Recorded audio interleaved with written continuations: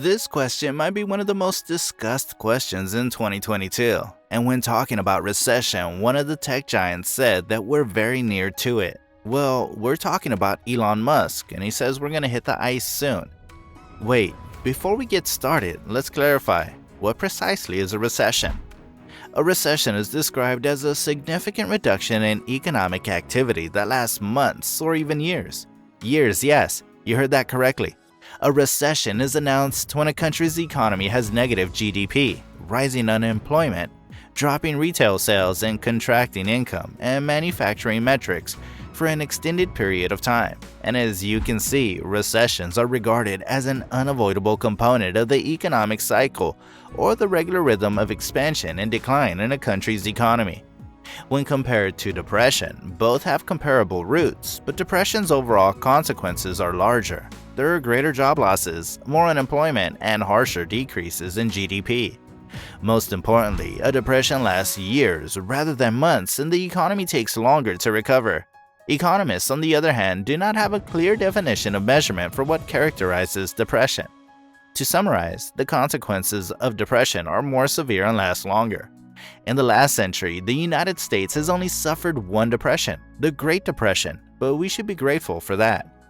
To return to what we're about to face now, Musk argues that the world was on the edge of the longest recession ever since the global financial crisis, which was a decade ago. When asked how long a recession would last given present economic activity, the world's richest and most successful entrepreneur said it would last until the spring of 24. This would put the US GDP on course to decrease for a longer period than the 18-month recession seen during the global financial crisis, which lasted from December 2007 to June 2009.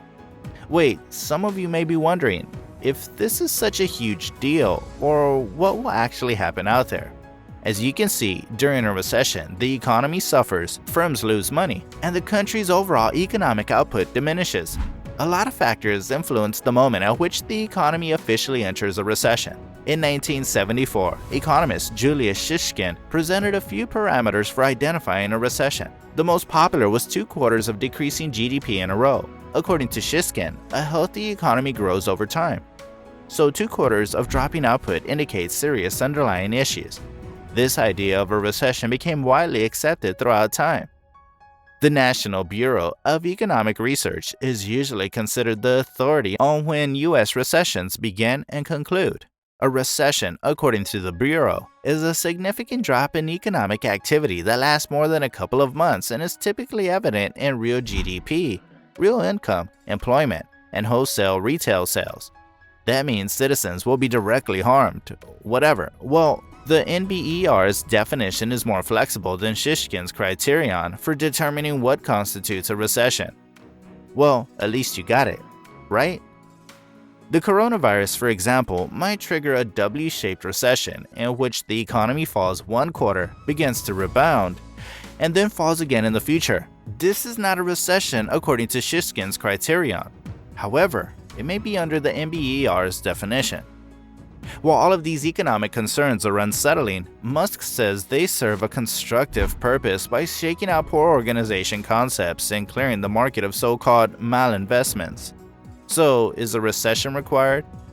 During boom periods, such poor investments build in the economy as capital seeks higher marginal returns until the risk no longer justifies the reward. As established by policymakers at the world's central banks, the cost of money is a critical component of investment calculations. Until recently, the world's largest central bank, the Federal Reserve of the United States, kept its foot on the accelerator pedal in order to stop the economic cycle's regular downturn. According to the Bureau of Economic Analysis, the government institution that determines the official start and end dates of a recession, the U.S. economy has dropped just once since June 2009, for 2 brief months. Governments have injected unprecedented levels of assistance into the economy since the global financial crisis, mostly in the form of newly printed money, but also through spending cutbacks such as the corporate tax cuts and epidemic checks. In such a low interest rate climate, investors have been rewarded for withdrawing their savings and putting the money to work. By investing in new enterprises that promises to handle huge social problems, such as Theranos and Nikola Corp, or offer fresh concepts such as Juicero and Celsius.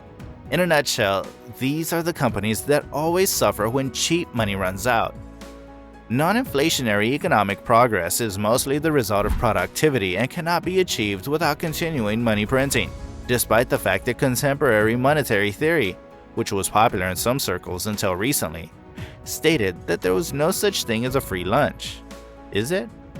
The bill, you see, ultimately comes due, resulting in a flood of loans when lousy management runs out of investors willing to back their company plans.